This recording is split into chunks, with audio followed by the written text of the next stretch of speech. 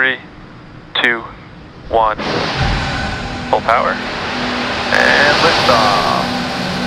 There need to be things that excite and inspire people. Yeah. You have to be, reasons why you get up in the morning. It can't just be solving problems. It's got to be, something great's going to happen in the future. Well, first of all, I'd say I actually feel fear quite strongly. So it's not as though I just have the absence of fear. I feel it quite strongly. But there are just times when something is important enough, you believe in it enough, that you do it in spite of the fear. There's always a chance of failure. So I think it's important that you really like whatever you're doing. If you don't like it, life is too short. And also, if you like what you're doing, you think about it even when you're not working. I mean, it's something that your mind is drawn to. And if you don't like it, you just really can't make it work, I think. When you're building something new, there's going to be mistakes. And it's important to recognize those mistakes, acknowledge them, and take corrective action. And the success of a company is very much more about how quick are you to fix the mistakes, not will you make mistakes. And if you see the difference between a startup that is successful and one that is not, and it's because the successful one, they both made mistakes, but the successful one recognized the mistakes, fixed them very quickly, and the unsuccessful one tries to deny that the mistakes exist. A lot of life in general, in any job, there's you have to do your chores. I think to be successful at almost anything, you have to do the tough stuff and as well as the enjoyable stuff. You have to do the boring stuff as well as the non-boring stuff. And if you don't do your chores, then bad things will happen. But if they don't do the things that they don't like to do, then the company will be in trouble. You have to, you basically, it's more fun to cook the meal than to clean the dishes. Okay, but you need to clean the dishes. You need to do both. Yes, you need to do both, exactly. Now is the time to take risk. You don't have kids. As you get older, your obligations increase. And once you have a family, you start taking risk not just for yourself, but for your family as well. It gets much harder to do things that might not work out. So now is the time to do that. Before you have those obligations. So I would encourage you to take risks now. Do something bold. You won't regret it. When starting SpaceX, I thought the odds of success were less than 10%. Same with Tesla. I thought the odds of a car company succeeding were extremely low. And I just accepted that actually probably I would just lose everything. But that maybe we would make some progress. If we could just move the ball forward, even if we died, maybe some other company could pick up the baton and keep moving it forward.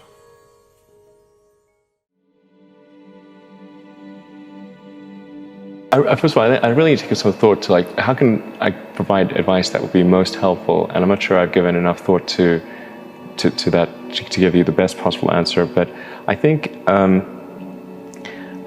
certainly being focused on something that you're confident will have high value to someone else, and just being really rigorous in making that assessment. A natural human tendency is wishful thinking.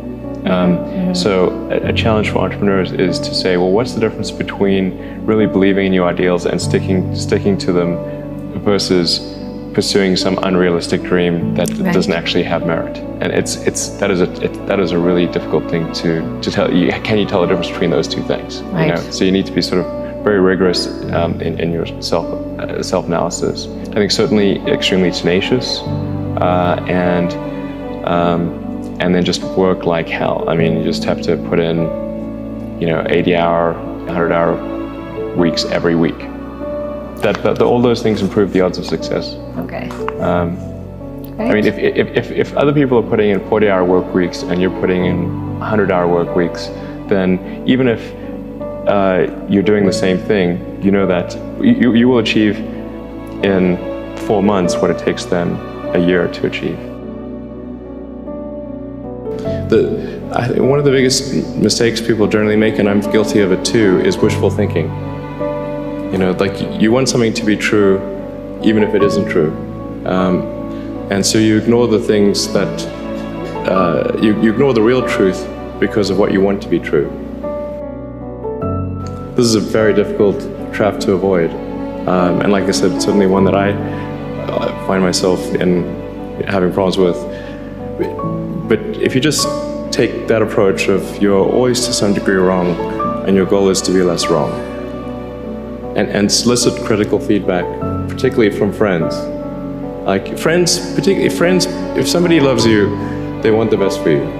They don't want to tell you the bad things. So you have to ask them, and say, really, I really do want to know. and then they'll tell you. And the way I tend to view problems is from a physics standpoint. I think physics is a good analytical framework. And one of the key things in physics is to reason from first principles. This is contrary to the way most human reasoning takes place, which is by analogy.